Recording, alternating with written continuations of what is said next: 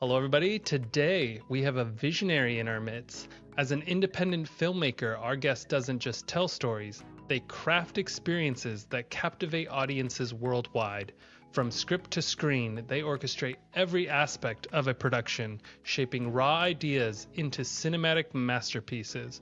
Join today as we uncover the artistry behind the lens, the challenges faced, and the triumphs celebrated on the journey from concept to completion. Get ready to be inspired and enlightened as we explore the creative mind of a true maestro in the world of cinema here on the Hollywood Lot Life.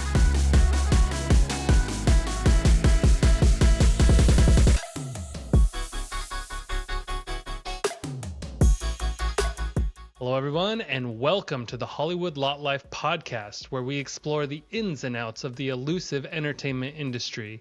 If you've ever dreamed of working in Hollywood or making it as a studio executive, then this is the podcast for you. Before we start, please smash the like button and subscribe to this channel. It'd be a huge help for me. And whether you're about to hit apply on a job listing or listening while you cook your morning breakfast, huge shout out to you for coming along with us today. Today I have a special guest, Jordan, who is an independent filmmaker.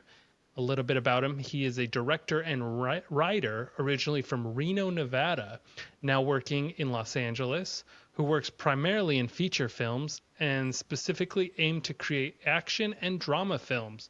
Jordan, welcome to the Hollywood Lot Life. Thanks for having me on here, Jackson. It's great to be here. Yeah, of course. Kind of talk about what led you to pursue a career in entertainment. Yeah, I think it's a good question. The why, I think, is the thing that most filmmakers will say is the driving force behind everything they do. So, for me, it's a little bit of a sad story, but it's an authentic one, and it is my story. So I first had the dream of becoming a filmmaker when I was 9 years old. My mom had just gone through a severe brain surgery and was bedridden for months on end. And it was my job to take care of her. And so the one thing I came to realize that we could do, the one thing that helped her feel better and brought her some joy, was watching movies. And so I realized from a young age the power and the impact that film can actually bring to people, whether they're healthy or sick or whatnot. And I saw how much it impacted my mom, and I wanted to be able to go out and make those as a way of giving back to people in similar situations. And then as I grew up, I started working a lot in nonprofit work, and specifically spent some time over in India. And I worked in an orphanage over there and realized all these kids, are super poor, have nothing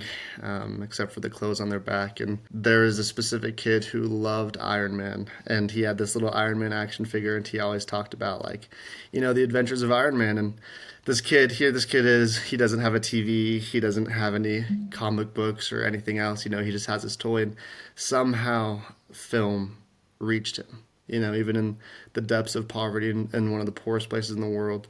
He was still inspired and brought a lot of joy from the impact of film. And so that really changed my life, and I came back from that being like, wow, whether it was sickness or health or poverty or wealth, anybody across the world truly can be uplifted by film. And I want to do that, and I want to help kind of serve the world in that way. So that's what started me off in the journey. Wow, that's incredible. I mean, it's so true. When I think about all the things that are impacted by film or movies in general, it's crazy to think about. It doesn't matter where I go in the world, talking to people on the different movies I've been a part of, everybody has heard of it. At least, maybe they've not watched it, but they've heard of it.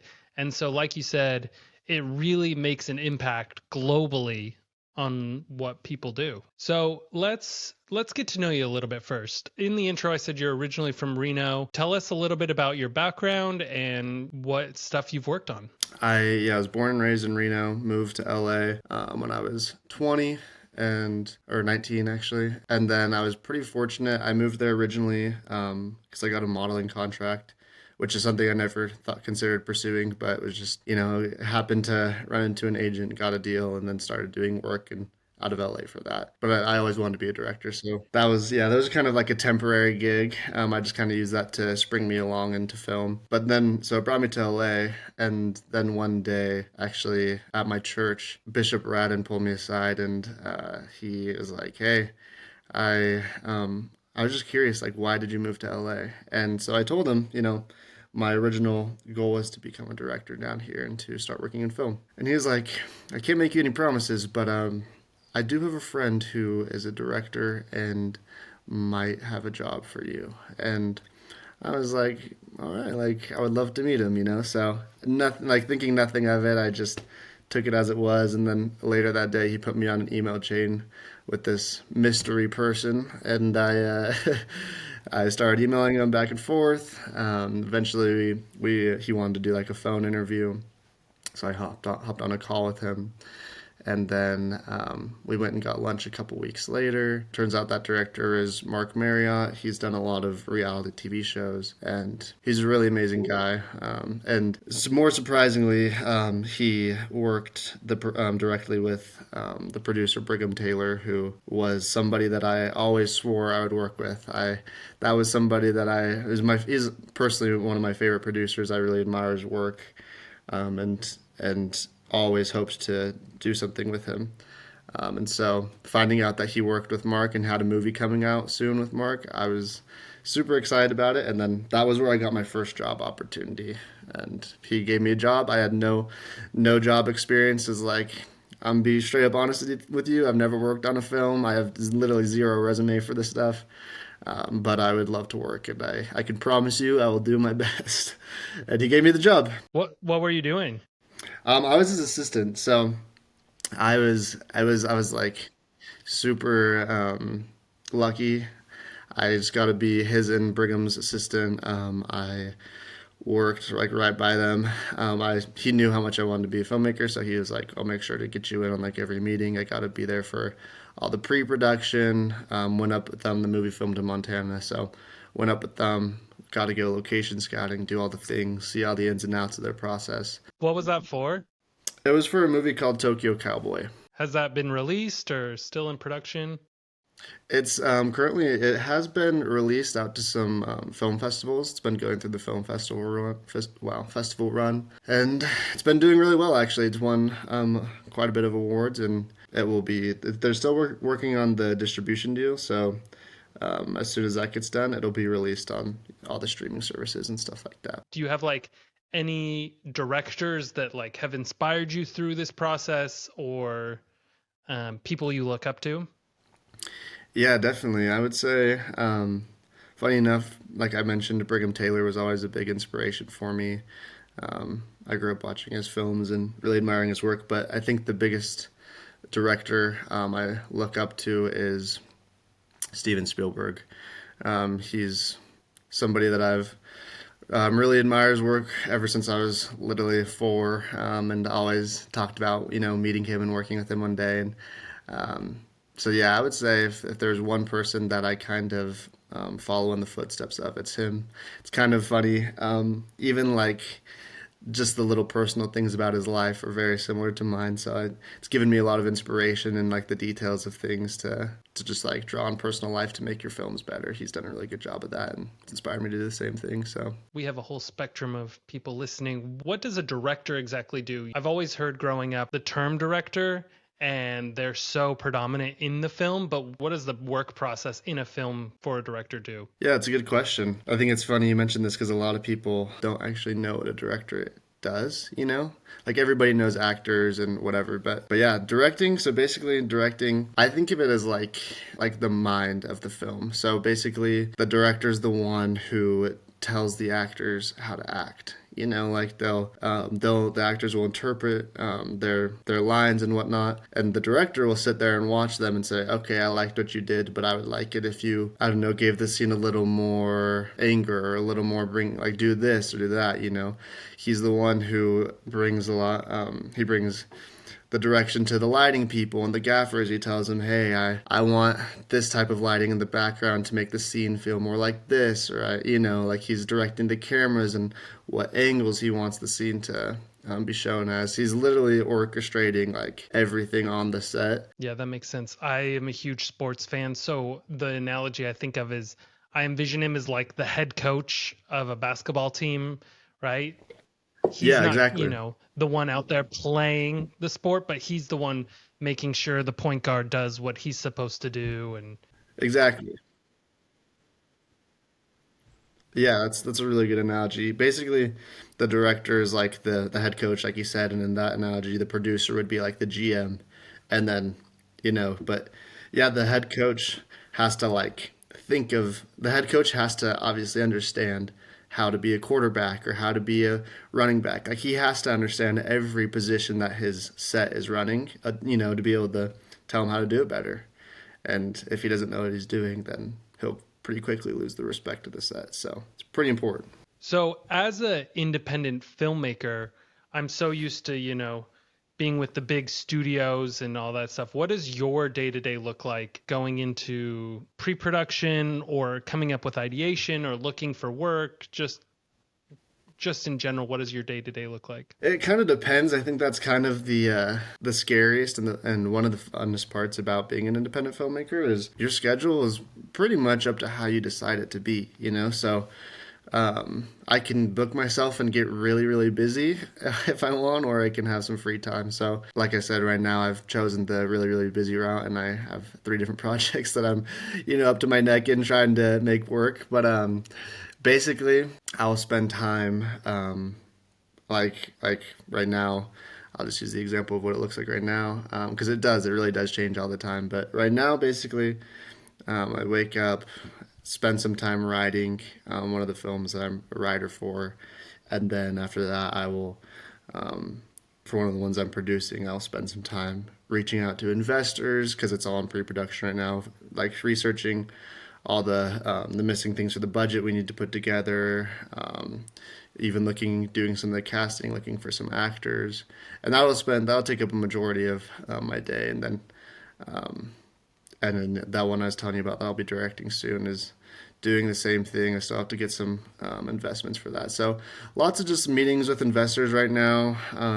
Could be writing some of the script, ironing out some of the creases, and just figuring out where the shoot's going to go down and who's going to be a part of it. So yeah, and then once production actually starts, then the schedule completely changes, and you could find yourself.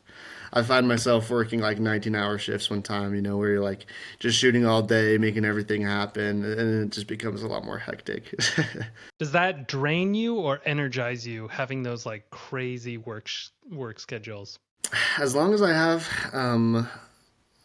a little like that's why I travel a lot, to be honest, because as long as I have like a little vacation afterwards or like even just a weekend to like recharge, then it energizes me. Like in the moment, it's really energizing to be a part of something like that because you have the vision and you see everything executing, and it's like exciting to be part of that. But I definitely do need some time to like recharge and reset and get ready for the next one because if I just keep doing that with no break at all, then it definitely can be draining over time. When you were just getting started out and the world just seems so big as far as working in entertainment, did you have any like misconceptions or preconceived notions of like this is what entertainment's going to be like? Or and then as you got like later on down the line it's like, oh, that is so not true. I think I kind of had a preconceived notion that people would be um, a lot more like closed off to helping you. Like, at least in my experience, I feel like people talk about like the film industry like it's this far off thing and that you can never be a part of it. But I do feel like it's a lot simpler than that. Like, it's not like people who make film are better than those who don't. It's just a career. It's something different. And so I think it just gets a lot of attention because obviously people, everybody watches movies and whatnot. But I think it's cool because going into when I moved to LA, I was like felt that intimidation. Like I feel like people will kind of not be open to working with me, or it's going to be hard for me to get an in because I had no resume, other than modeling, which doesn't really count for much in the film industry. I feel like, at least for the direction I wanted to go. um, but but I came to find like as soon as you tell people your dreams and you feel it, you're passionate about it, like you have a real reason for believing and for being there. I think people really feel that, and I think they connect with that and resonate with that. And so as I kind of started to tell my story, like I found myself having lots of experiences where people would be like, "Oh, like you want to get in directing? Like I have a friend who's a director," and then they connect me, and then and then I meet with them, and they're like super happy to like spend a couple hours having lunch with me, giving me some advice or whatnot, and then they get me on set and I get a job with them, or like that's happened countless times, and it's really cool. And I think that really surprised me because I just thought people would be so closed off to that and like so like don't talk to me. But they definitely weren't and definitely aren't. Even I think it's funny, even actually one of my biggest like supporters and a guy who's really helped me a lot. His name's Paul Babin, and he actually shot Indiana Jones with Spielberg. And he was really cool, and he just like he was a part of this writers group that I'm in, and he started doing counseling for aspiring filmmakers, and he just for free, which nothing in LA is free. And he just started counseling with me every week, meeting with me for free, just to like shoot ideas back and forth, give me advice on life and film and all these things. And I was like, this guy's, he's had huge success and worked on big sets, and he's like spending his day just like talking with me for however long to go over film stuff. So I think that was people like that. There's really, really cool people out there who are just so selfless and so happy to help like the next generation come up. I think you just got to be vulnerable and open about what you're looking for. What kind of stuff did you ask him? Were you like, how do I make a movie, or how do I network? What were some of the things you were asking him? I asked him a lot about just his experiences with making movies and what that process was like, how he prepared for, because he was like the actual camera operator on Indiana Jones, and so I'm like, how do you, handle the responsibility of being that right hand man with Steven Spielberg, actually making big time movies like that? How do you handle all the pressure? I asked him questions like that because that's something I struggled with early, was just kind of the pressure of sets, all that money and investment riding on you can feel like a lot sometimes. So I asked him a lot about that. Asked him a lot about his creative process. I asked him a lot about everything, to be honest. I asked him a lot about personal things like his upbringing, how he like dealt with his life challenges and things like divorce and stuff like that. He almost seems like a mentor to you in a lot of ways. Yeah, he definitely is. He's definitely a good mentor. Yeah, that's so valuable, I think, especially in this industry, of someone you can rely on and ask questions to, and someone you can go to be like, hey, I'm struggling through this, or can you help me out with that? I think, someone like that who has that resume is perfect for what you're looking for. Definitely, and I definitely recommend that people who are looking to get into filmmaking find somebody like that, because like I said, I don't think it's too hard to find those people. I think there's lots of people who like to help and like to teach the younger generation, and I think, but I think for people like me, just coming up, I think that really makes a difference and can really give you a lot of that experience and knowledge. So definitely recommend it.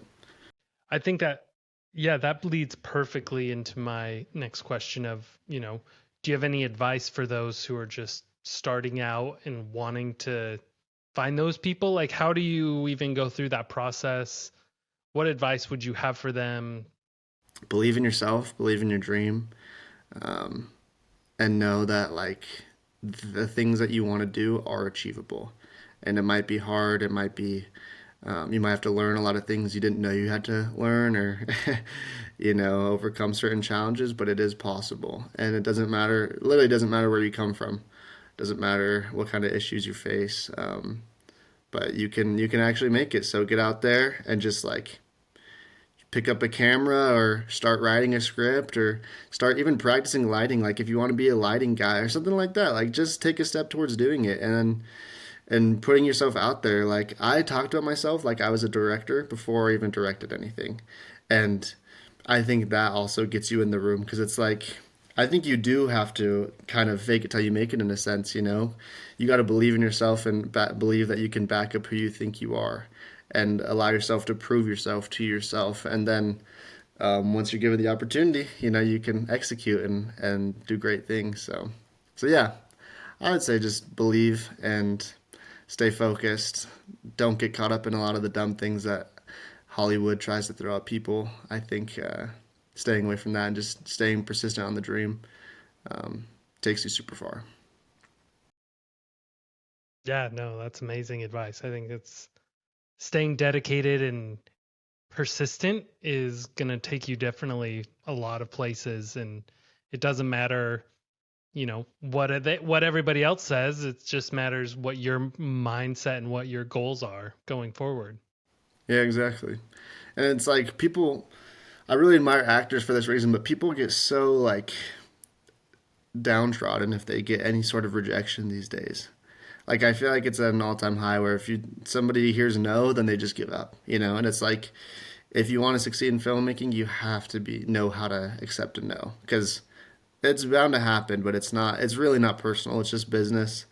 And being able to handle that will help you find the right business opportunities. And I think it'll honestly put you on a better course to finding the things that are meant for you and ultimately finding success. But yeah, it's true. You really got to stay focused and dedicated. Well, I think we live in a world of so much instant gratification where you want to post something and become instantly viral, and you just get on these social media platforms where everybody's super famous and everybody looks perfect and everybody's living the life, and it's like you want that, and so you think if, like you said, you get that first no, it's like, oh man, like you have no idea what everybody else is going through to get to where they're at. Yeah, some people might just instantly get it, and it like a flash of pan luck, but I think those who stay consistent and persistent in it will actually overcome and prevail through that all. I think this brings me into my next thought of, you talked about 3 projects you're working on right now. Do you want to highlight those? Kind of what are you working on? If you can go into the details, what are those 3 things you're working on? Yeah, yeah. I don't think I can go into the one that I'm producing. That's a little more on the under the wraps kind of stuff for now. It's not that far along, so don't want to get any super high expectations. It will be awesome, and it is going to come along, and I do know it will be out there, but I don't know how much I'm allowed to say, so I won't run the risk. But it's awesome.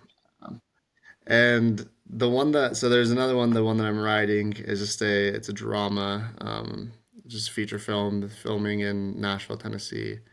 Um, and it's this huge collaboration effort. It's really cool. It's amongst like 100 different writers.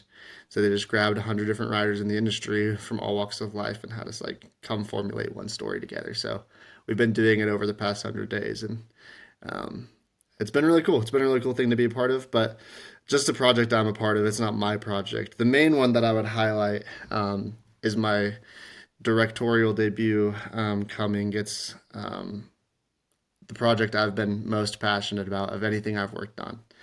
I've been working on it for a couple of years now. It's a 30-minute short film. Um, it's it's a Native American short film, actually based on a true story of my great grandmother and her survival and the tribe that she came from. And I Cool. was always really inspired by her story. And a couple years ago, I turned it into a script, ran it through with one of my writer friends, and yeah, so that's my biggest thing that I'm super excited about. But it's an incredible story, and I am really excited to be able to honor the Native community with it. So yeah, And has that gone into production, or are you still working, writing? still in pre-production. We should be filming in the summer actually. Cool. And where is that gonna be filming? It's filming all the way honestly across from like Nevada through southern Utah and even in where Monument Valley, Arizona is. It'll be throughout Yep, there. yep. So lots of like the classic deserty kind of feels.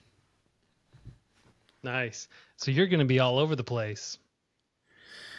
Yeah, man, that's how it is. That's definitely how my life is. I have to I think I'm like always on a airplane pretty much going somewhere new.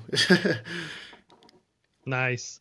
I want to thank you, Jordan, for coming onto the show, and I appreciate your insights. It's, super valuable. I really enjoyed, just taking some time and learning more about being a director and all the cool stuff you're working on. Yeah, thank you so much for having me, Jackson. It was a pleasure to be here. Yeah, of course. And, everybody that's watching the show, thank you for watching and listening and joining along. If you have any questions for Jordan or, want to learn more, feel free to throw it down in the comments below. And please, if you haven't already, subscribe to the channel. We'll see you on the next one, everybody.